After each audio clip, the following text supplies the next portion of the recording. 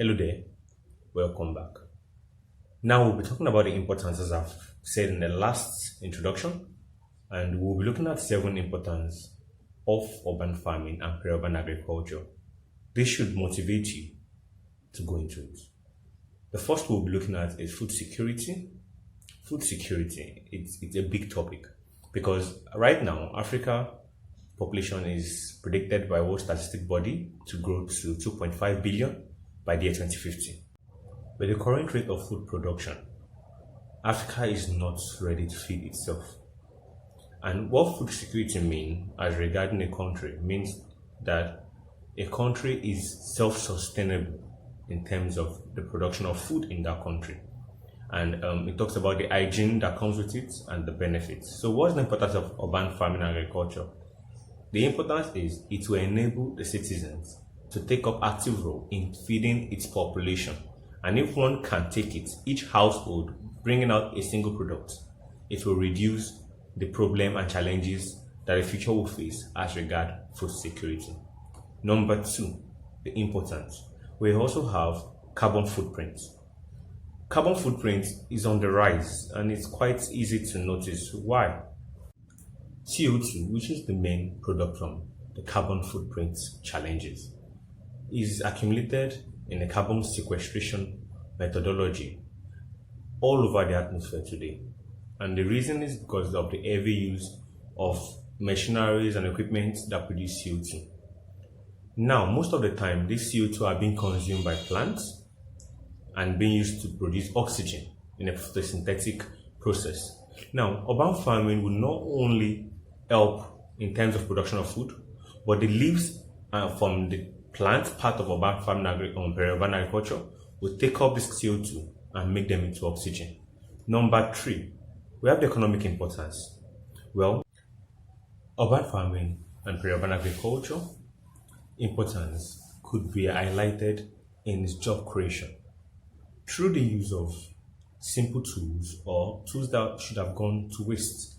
You could easily create jobs for families and reduce the cost that those families would have spent to purchase different food in the general market.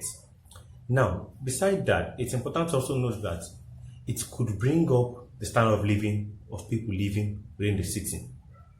We both know agriculture employs the largest labor force in the world. With urban farming, it will increase that. But not just increase it for optics, it's going to provide income in their pockets.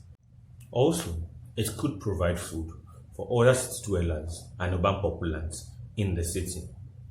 It could also serve as a raw material site for manufacturing companies having their base of operation within the city.